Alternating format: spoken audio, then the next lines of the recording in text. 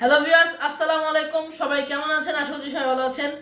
So অনেকদিন পর ভিডিওতে ব্যাক করলাম। সো আমি আজকে দেখাবো যে আপনারা যারা বিভিন্ন মানে লো স্পেক পিসি এবং হাই স্পেকের পিসি, যে পিসি হোক না কেন, সেই পিসিতে আপনারা কীভাবে হচ্ছে ওয়াইফাইটাকে এনাবল করবেন।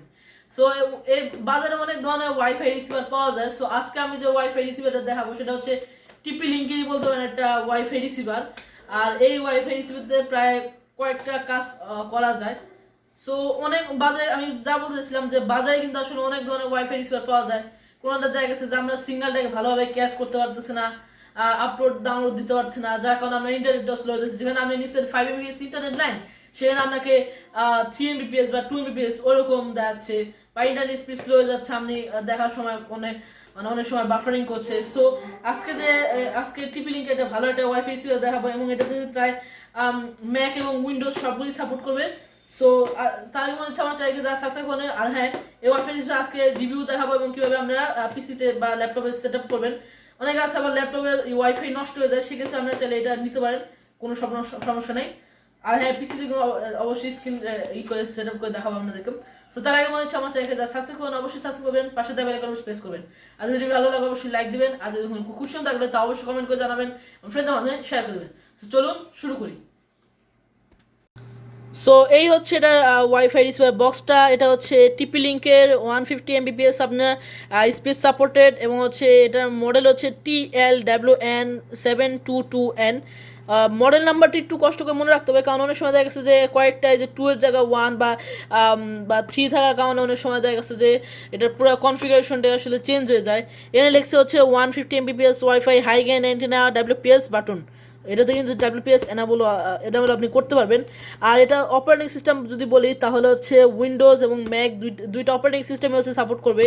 আর এটা হচ্ছে এক্সেল একটা লোগো, এটার মাধ্যমে আপনারা আইডেন্টিফাই করতে পারবেন যে এটা জেনুইন নাকি ফেক। আর নিচের দিকে হচ্ছে কিছু দেওয়া হচ্ছে, মানে কীভাবে আপনার হচ্ছে রাউটারের সাথে মানে কনফিগারটা করবেন। সো এখন আমরা বক্সটাকে আনবক্স করি। সো বক্সটাকে আনবক্স করলে আমরা হচ্ছে পাবো এই যে সেই ওয়াইফাই রিসিভারটা।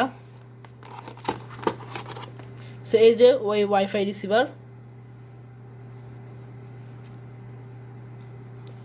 আর এটার সাথে একটা কেপ দিছে। আর এটা হচ্ছে অ্যান্টেনাকে আপনি চাইলে যে কোনোভাবে আপনি মুভমেন্ট করতে পারবেন, মুভমেন্ট আপনার সিগন্যাল অনুযায়ী আপনি চাইলে মুভমেন্ট করতে পারবেন। আর এটা কিন্তু খোলা যায় এই সাইড দিয়ে, আপনাদেরকে খুলে দেখাই। যেমন হচ্ছে আমি এই সাইড দিয়ে আপনি কিন্তু চাইলে এটা খুলতে পারবেন, এই যে। সো আমি এটা এখন লাগাই দিই। এটা খোলা এবং লাগাটাও অনেক সহজ। কয়েকটা মানে এখানে এটা যে এই যে আপনার যে নাটটা আছে না গোল্ডের মতো দেখতে, এই সাইডে এটা জাস্ট এটা পিন করে দিলেই হয়ে যাবে। সো এটা আমি এখন লাগিয়ে দিই।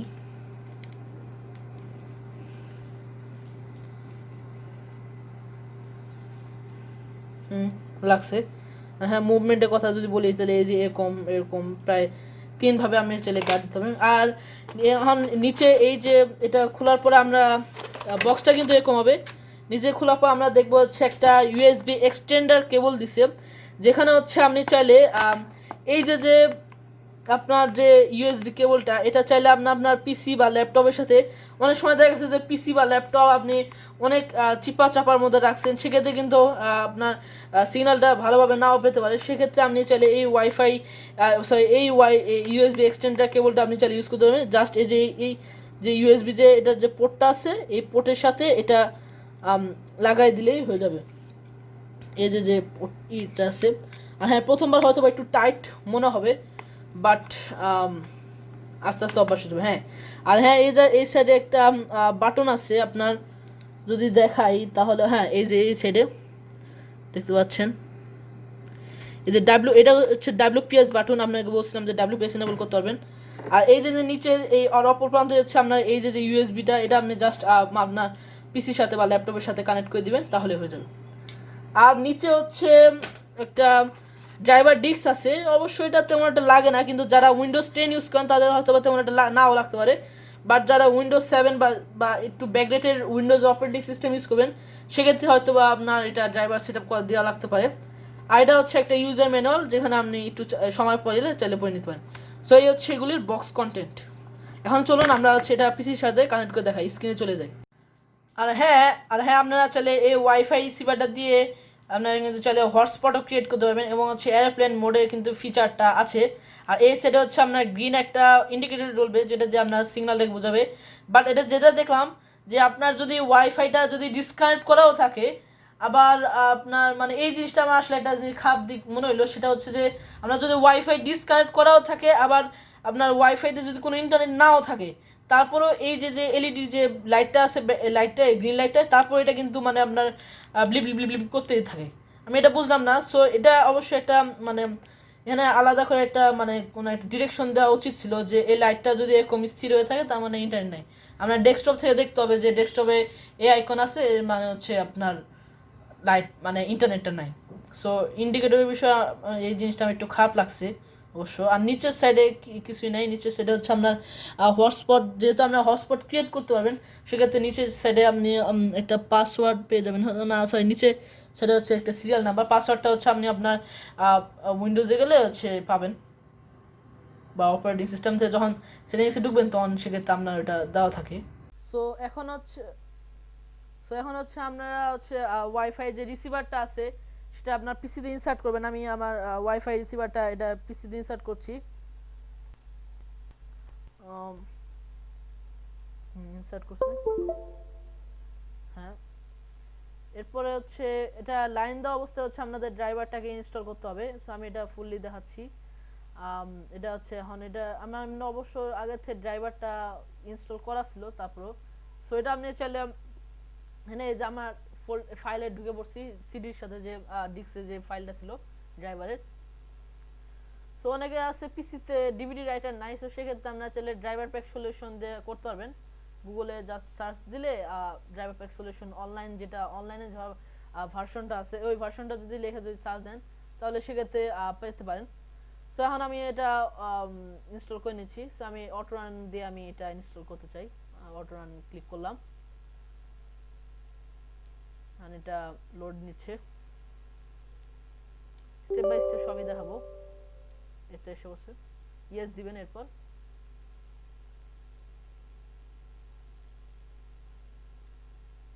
ইয়েস দেওয়ার পরে যে এখানে লেখছে যে first select your model to begin installing the driver. এখানে হচ্ছে আমার মডেলটা হচ্ছে TLWN722N। আমি ক্লিক করলাম। এরপর হচ্ছে এটা এখন ইনস্টলিং হচ্ছে।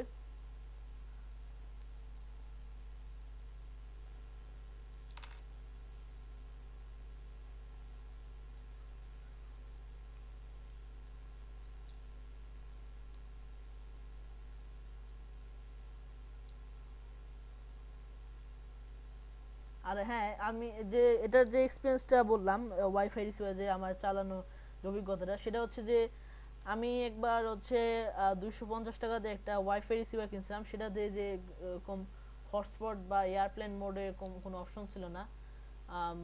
ওটা ছিল শুধুমাত্র আপনি চাইলে ওয়াইফাইটাই ইউজ করতে পারবেন।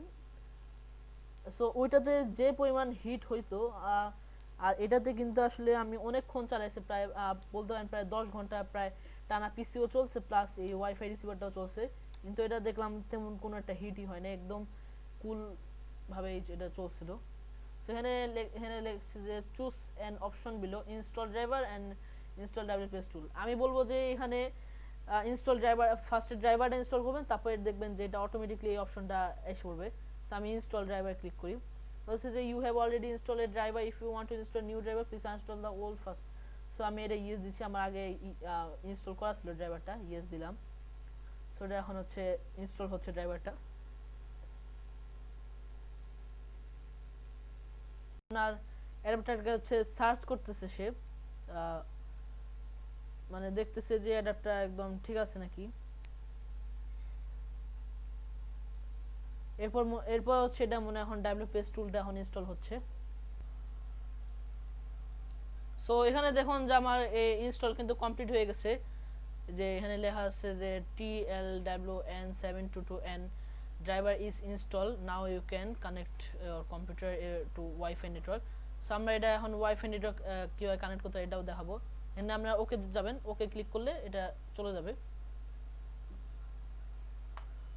এরপরে হচ্ছে এই যে যে পৃথিবীর যে একটা অপশন আছে এখানে জাস্ট ক্লিক করবেন।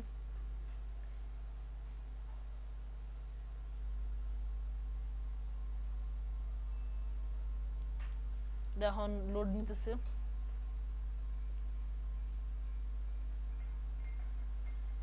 আর যারা কিনা প্রথমে একটু ইউজ করবেন তাদের কিন্তু একটু বেশি সময় নিতে পারে। এটা হতে এই যে আসছে এখানে হচ্ছে আমার আশেপাশে যে কটা ওয়াইফাই আছে সব ওয়াইফাই আছে। সো আমি আমার ওয়াইফাইটা এখন কানেক্ট করতেছি। এখানে কানেক্ট অটোমেটিকলি সিলেক্ট করে রাখবেন আর এখানে হচ্ছে কানেক্ট ক্লিক করবেন। Checking network reverse. এরপর বলছে যে এখানে আপনার পাসওয়ার্ডটা দিতে হবে। আমি আমার ওয়াইফাই পাসওয়ার্ডটা দিয়ে দিচ্ছি।